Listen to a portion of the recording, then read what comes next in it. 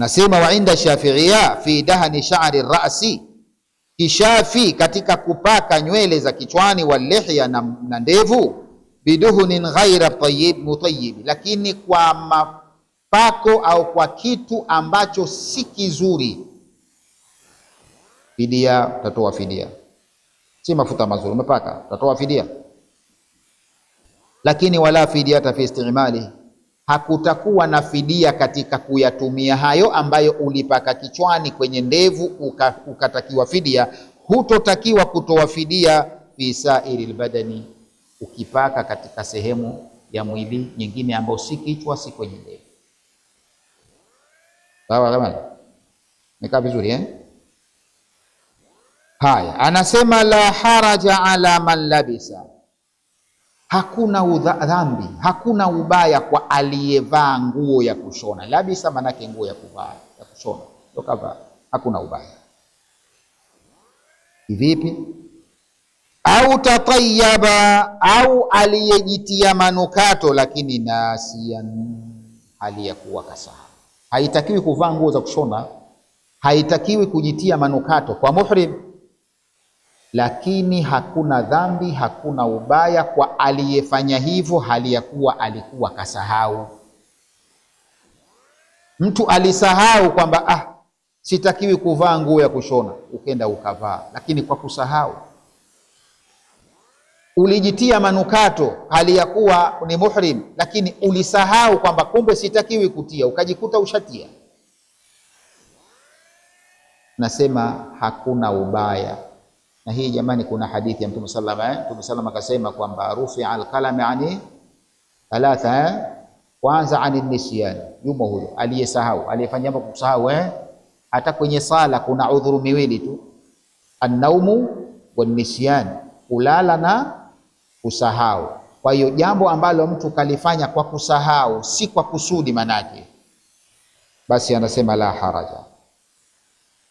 La haraja ala man labisa, hakuna ubaya, hakuna dhambi kwa aliyevaa nguo ya kushona, au tatayyaba, au amejitia manukato, nasiyan, hali ya kuwa alisahau, au jahilan, au alikuwa hajui kwamba hatakiwi kujitia manukato.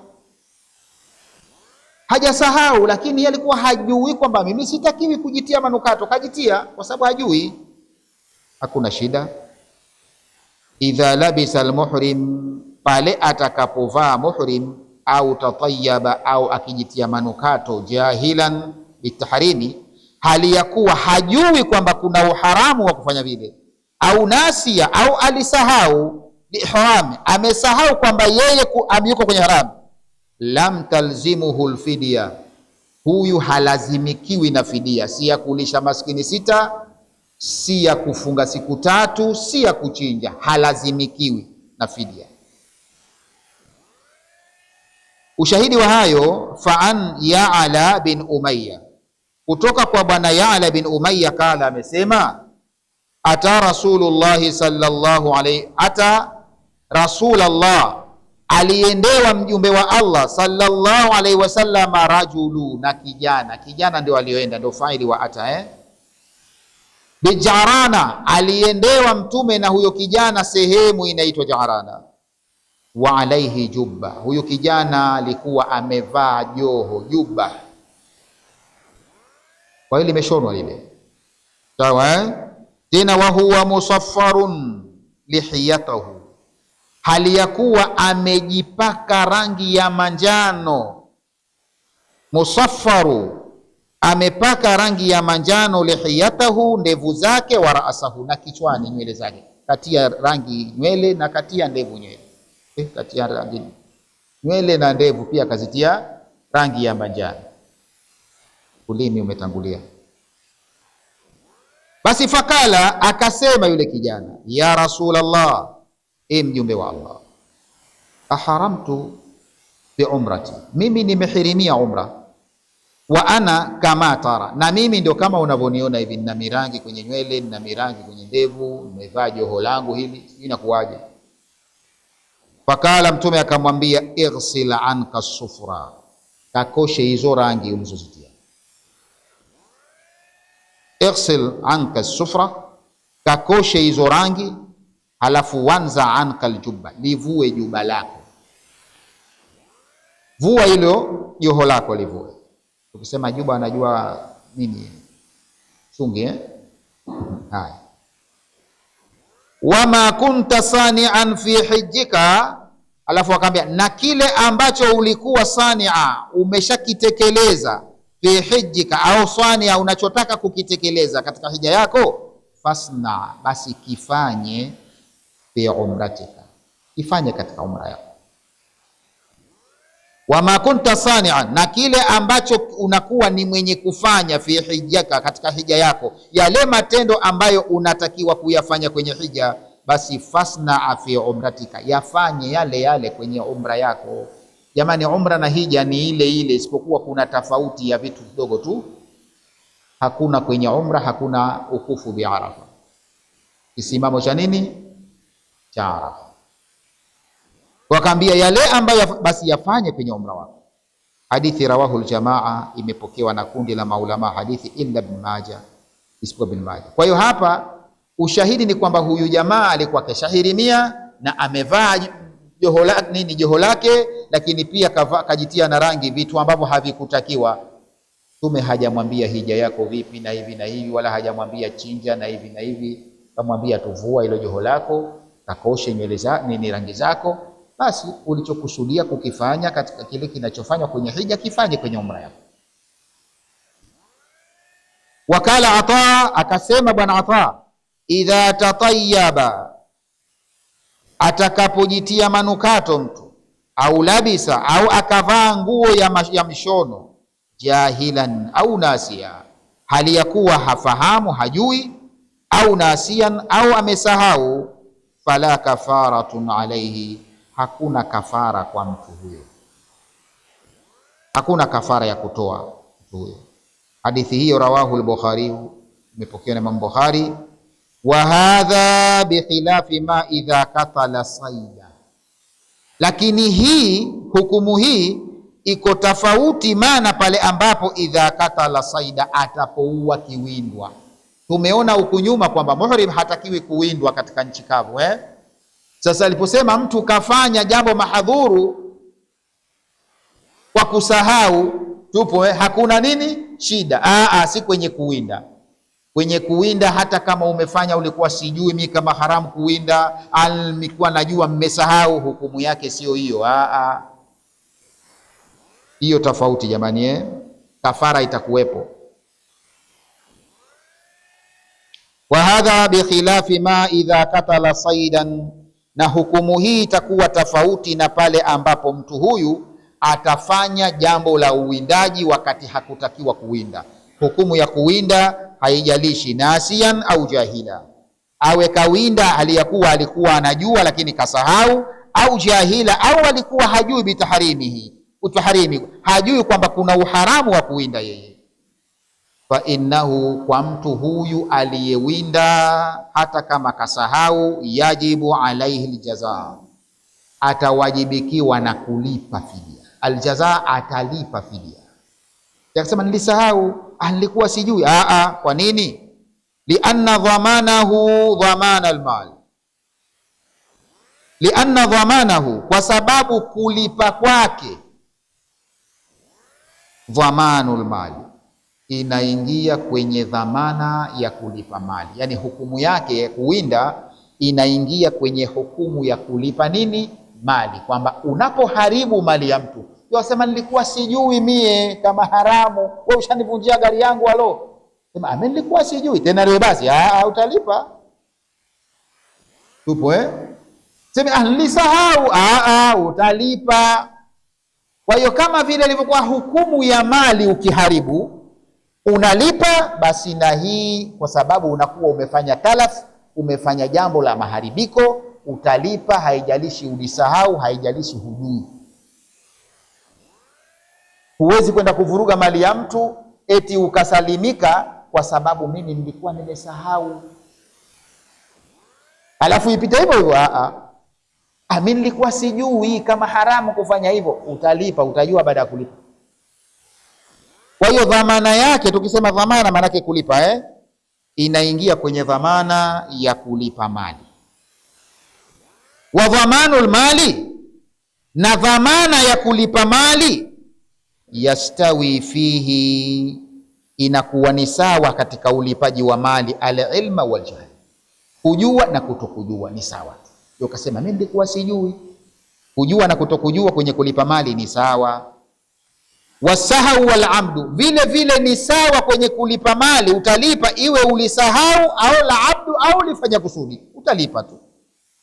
Mithlu dhamani mali al-adamiyina, sawa sawa na mfano wa kulipa mali za wanadamu. Ukiziharibu uwezi ukasema nilisahau, utalipa basi na hiyo. Ukiwinda utasema nilisahau, utakuwa na fidia.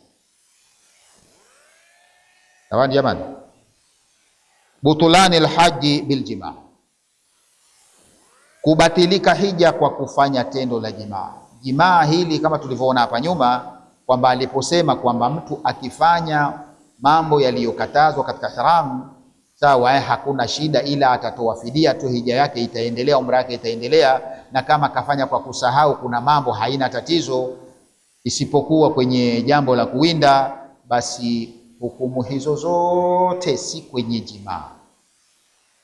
Ifanya jimaa, shekhe, utalipa fidia, na pale ulipofikia utakiwa umalizie hija yako, na hija yako batili. Tambua huja hiji, utakuja kuhiji tena mwaka mmoja. Kwa hiyo tukenda, watu waende uzuri. Wale wanaokwenda na wenzi wao wawe makini kidogo. Kwenye siku zile kabla hujahirimia, kama ulikuwa una mdadi wako, basi malizia kabisa. Ukiingia kule tena uwe uko free. Kija ukifanya hilo jambo, utakuja batilisha hija yako. Alafu sasa adabu yake sio kwamba ushafanya jimaa tena ndio ukae kitako. Unatakiwa ile hija uimalizie. Lazima umalize matendo yote, na utachinja vile vile, lakini hija yako haihesabiwi. Haitohesabiwa hija yako.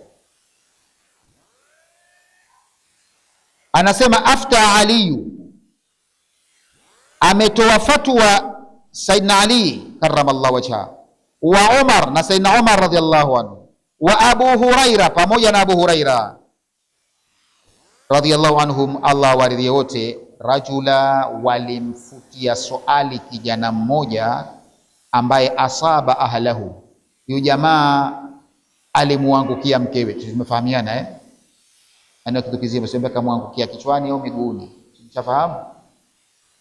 Kijana alikwenda na mkewe akamwangukia kule. Kwa hiyo Sayyidina Ali na Sayyidina Umar na Abu Huraira walitoa fatwa kumpa fatwa huyu aliyefanya hili jambo. Asaba ahlahu, alijamiiana na mkewe, wa huwa muhrimun bil haji, hali ya kuwa alikuwa kijana amehirimia hija.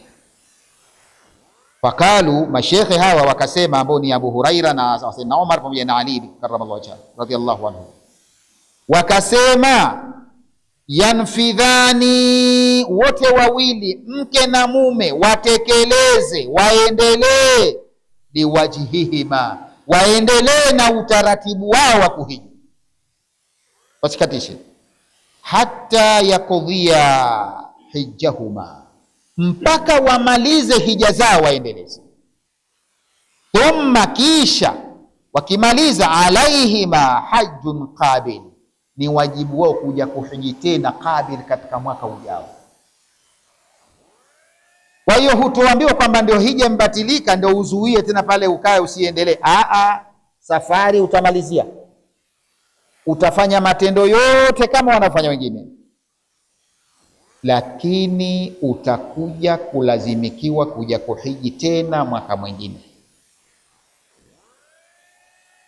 Thumma alaihima hajjun qad qabil, kisha ni wajibu wao watakuja kuhiji tena mwaka unaokuja mbele. Walhadi, na watalazimikiwa kuchinja. Wakala Abu al-Abbasi at-Tabari, na akasema Baba Abbasi Imam Tabari huyo anasema, idha jamaa al-muhrimu, atakapo jamii muhrimu, kabla tahallul al-awwali, akafanya jimaa kabla ya kifunguo cha mwanzo, kabla ya kifunguo cha mwanzo. Jamani, tuliona kule mwanzo tulikopita kuna vifunguo viwili, kifunguo cha mwanzo na kifunguo cha pili. Kifunguo cha mwanzo kinakuhalalikia wewe kufanya yote yaliyokatazwa isipokuwa jimaa, inakuwa bado hajahalalika. Pale unapomaliza kutoka Arafa ukaenda Muzdalifa, tuko pamoja halafu siku ile ukaamkia pale Makkah al-Mukarrama, ukenda ukapiga jamarati lile jamratul aqaba, tupo unafanya tawafu, inakuwa ushafanya tahalluli ya kwanza, unahalalikiwa na baadhi ya mambo mengine bado, jimaa linakuwa bado. Kwa hiyo mtu kafanya hapa nyuma kabla ya tahallul al-awwal,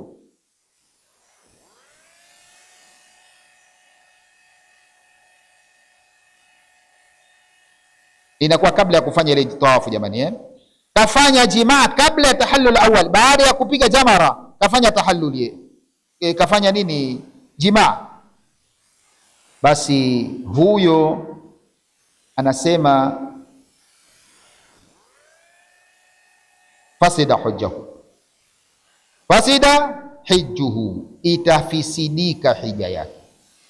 Sawaan, ni sawa tu, akana dhalika kabla lukufi bi Arafa, iwe kafanya jimaa kabla hajasimama Arafa, au baadahu, au baada ya Arafa, lakini hajafanya tahallul al-awwal, hija inafisidika. Na si kwamba inafisidika kwa basi, wayajibu alaihi, na atawajibikiwa mtu huyo, an yumdhiya fi fasidihi, aendelee na hiyo fisadi yake, maanake ile hija yake fasidi aendelee nayo, aimalize. Lakini wayajibu alaihi buduna, na atawajibikiwa na kuchinja buduna, ngamia. Sawa. Walqadha'u min qabil, na atawajibikiwa kuja kulipa mwaka unaokabili, yani mwaka wa mbele. Kwa hiyo atatakiwa aendelee na hija yake iliyofisidika, imalizie, na atachinja ngamia budna, halafu atakuwa ana wajibu wa kuja kulipa tena mwaka ujao. Kwa hiyo umate yapo upungue jamani, mtu ajitahidi kuzuia umate wake.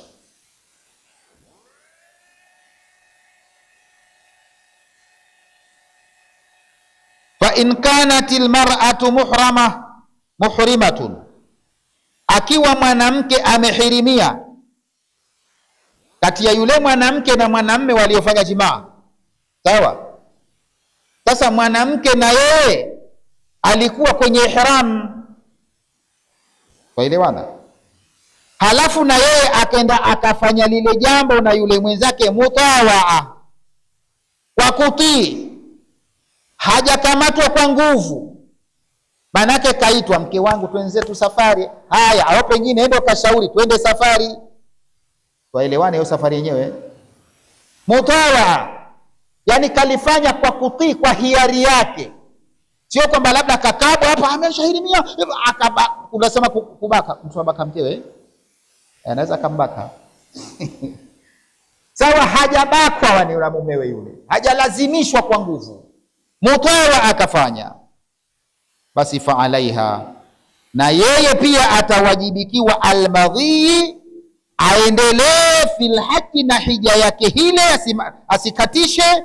Lakini walqadha'u min qabili, pia na yeye atakuja kulipa huko mbeleni huko, tofauti na hukumu ya funga.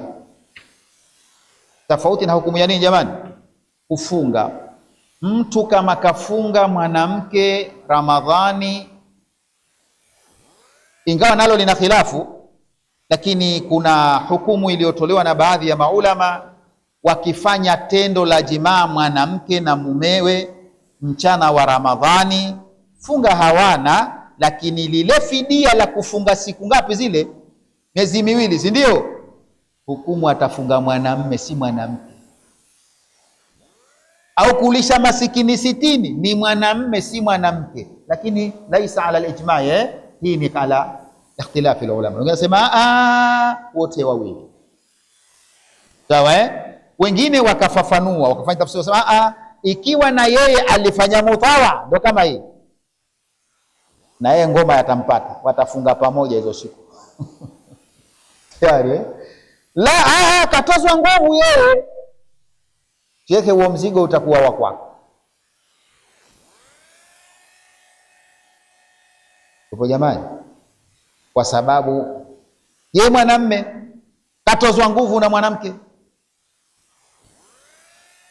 Wanasheria wanasema mwanamme habakwi. Ipo pamoja? Mwanamme, ndio maana mara nyingi hukumu inawakumba nani? Wanaume. Wanawake ndio wanabakwa, lakini mwanamme habakwi.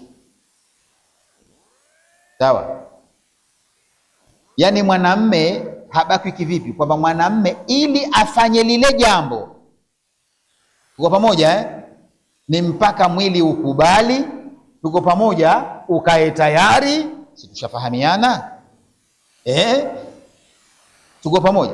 Sasa katika habari ya kukamatwa wakati wa kibi yajaje hiyo? Mwanifahamu? Inakuja kweli? Siku kiharibiwa siku tu uko nyumbani, kiharibiwa siku tu basi mambo hayawi, umeme inakuwa shida, kwa sababu huko kwenye nini? Kwenye mudi. Kwa maana mwanamume habakwi, kwa sababu hata ukimbaka hawezi kwenda na hiyo kazi na siku. Lakini mwanamke je? Mwanamke hata kama hataki, wewe unaweza ukafanya yako, au sio? Hata kama mwili haujakaa vizuri, tupo hajisikii chochote, awezekana yeye akaenda hiyo safari ukamlazimisha, pengine ikawa huko achezea simu kabisa na download yeye.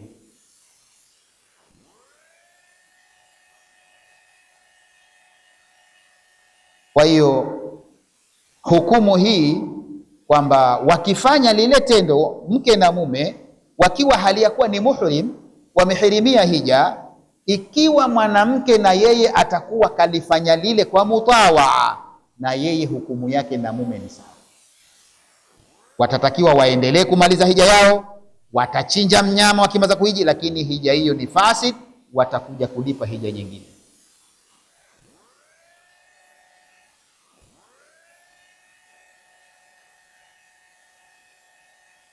Wakadha alhadi, hivyo hivyo kichinjwa naye atatakiwa achinje inda aktharu ahli alilmi, lakini hii sio katika ijma, si katika itifaki. Hii ni kwa mujibu wa aktharu ahli alilmi. Wengi katika wanavyuoni wametoa hukumu hiyo. Kuna wengine wana hukumu tofauti na hiyo, wengine wanaona mwanamke haingii bwana. Sawa? Wadhaba baadhuhum, na wakaenda baadhi ya wanawavuoni katika kusema ila anna alwajiba, ya kwamba kiwajibikacho alaihima, kwa wawili hao, hadi wahidi, wanawajibika na kichinjwa hicho kimoja kwa watu wawili, sio kila mmoja achinje. Wa huwa kaulu Ata, na hiyo ni kauli ya Imam Ata. Wakala al-Baghawi, na akasema Imam Baghawi fi sharhi sunna, katika kitabu chake kinaitwa Sharh Sunna, amesema wa huwa ashharu, na hiyo kauli aliyoisema kwenye Sharh Sunna ndiyo kauli ambayo ashharu kaulai Shafi'i, ndiyo kauli mashuhuri zaidi katika kauli mbili za Imam Shafi'i. Maana Imam Shafi'i katika hili ana kauli mbili. Sasa kauli mashuhuri zaidi kwa Imam Shafi'i ni hiyo. Ipi? Wayakunu ala rajuli, kwamba fidia ile inakuwa kwa mwanamme tu, kama kala fi kafarati aljimai, kama alivyosema kwenye kafara ya tendo la jimaa, fi nahari Ramadhan, katika mchana wa Ramadhani. Kwamba Ramadhani Imam Shafi kauli yake wamefanya jimaa mtu na mkewe, sawa, mchana wa Ramadhani, kwamba hukumu ile inayotajwa fidia ni ya mwanamme, si mwanamke. Basi kafanya kiasi kama kule na huko hivyo katika kauli yake moja. Sawa jamani? Wa idha kharaja fil qada tafarraka. Na sasa weshamaliza hija yao ile fasidi, tuko pamoja? Weshahiji hija yao fasidi, weshamaliza, sasa wanasubiri mwakani wakalipe. Sasa weshatoka mwakani kwenda kulipa hiyo hija. Sasa Wa idha kharaja, watakapotoka wawili hawa, ni mke na mumewe, fil qadha, kwenda kulipa ile hija ile ya mwaka mwingine, tafaraka, wasiwe pamoja. Tupo huyu akikaa hoteli bubu, mwingine akakaa Ikiwengwa. Hiyo nimesema mie tu jamani, nimesema ilivyosema kwamba watenganishwe, kwa sababu ile kuwa karibu karibu yaonekana kwa shida. Watakuja kufanya yale yale waliofanya mwaka jana. Watakuja kukaa karibu karibu, mara wapure mbuziane macho, mara atakuja afanya tena yale yale. Kwa hiyo tafaraka, yani wafikae mbalimbali, sio waachane, tufahamiane uzuri. Wakae mbalimbali kivipi? Haithu waka aljimaa, kwa sababu ya pale lilipotokea jimaa kule nyuma, si limetokea? Sasa wawe mbalimbali. Kwa nini? Hadharan min mithli uqu'il awwal, kwa kutahadhari lisijetokea kama lile la mwanzo, ikaja ikakazi kulipa hija tu wao. Na hii nayo fasidi mwaka ujao na mwaka ujao fasidi.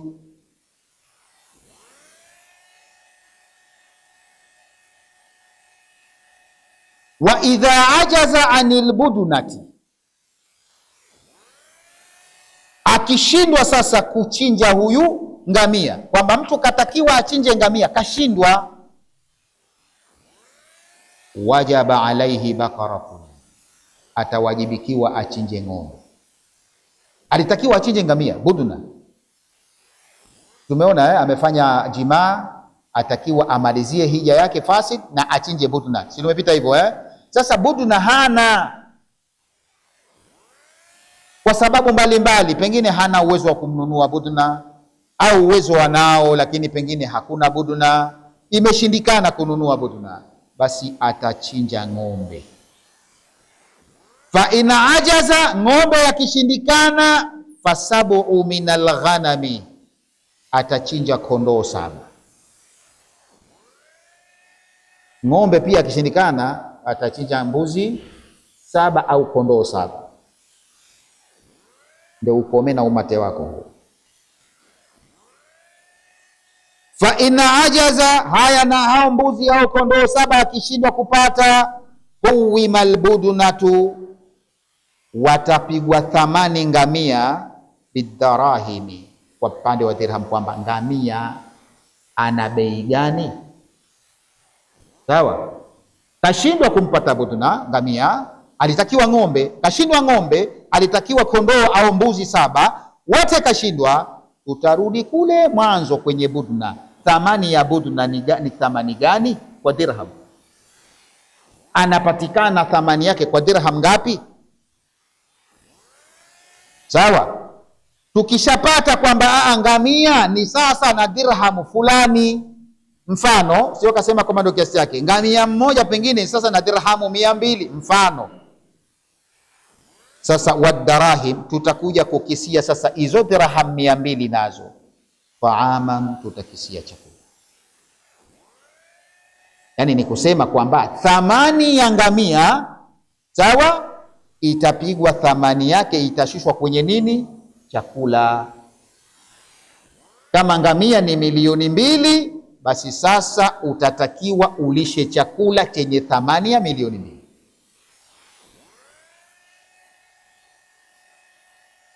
Mekaa vizuri? Wadarahimi taama. Sasa chakula hicho, watasaddaqa bihi, atatoa sadaka kwa chakula hicho chenye thamani ya ngamia. Likulli miskinin muddu, na utagawa kila masikini mmoja kibaba kimoja. Fa in lam yastati, kama hakuweza, je, kwamba hakupata ngamia, hakupata ng'ombe, hakupata mbuzi 7, sasa na kile kiwango cha ngamia pia hana, sawa, ili akalishe chakula manake hanacho, basi sama an kulli muddin yauma, atafunga kwa kila kibaba kimoja siku moja. Hapo tukae vizuri. Alitakiwa ngamia, hakupata uwezo, akapunguziwa na sheria, haya twende kwenye ng'ombe mmoja, kakosa uwezo, sheria ikampunguzia bana, basi mbuzi 7, kakosa, tupo twarudi kule. Sasa anatakiwa alishe chakula chenye thamani ya bei ya ngamia. Tuko pamoja? Sasa hiyo thamani ya bei ya ngamia ambayo atakuwa chakula hana, pia atafunga kwa mujibu wa idadi ya vibaba vya hicho chakula. Yani kama tumesema mfano ngamia, mfano kama ana thamani ya milioni mbili, wapata mchele kiasi gani? Kwa kwetu maana mchele shekhe ndio chakula, sio mihogo, ndio kanua mapolo ya mihogo. Kwa kwetu ni mchele, tena ule uliokuwa au satumatu taimuna haliku kwa mie na wewe pengine tola pembe. Haya, milioni mbili wapata mapembe mapolo mangapi? Tuko pamoja? Tupata mapolo, mfano kila polo 100,000, maana yake mapolo 20 mapolo 20 yana vibaba vingapi? Ukome. Sawa, kila kibaba siku moja. Je, utafunga si miezi mingapi?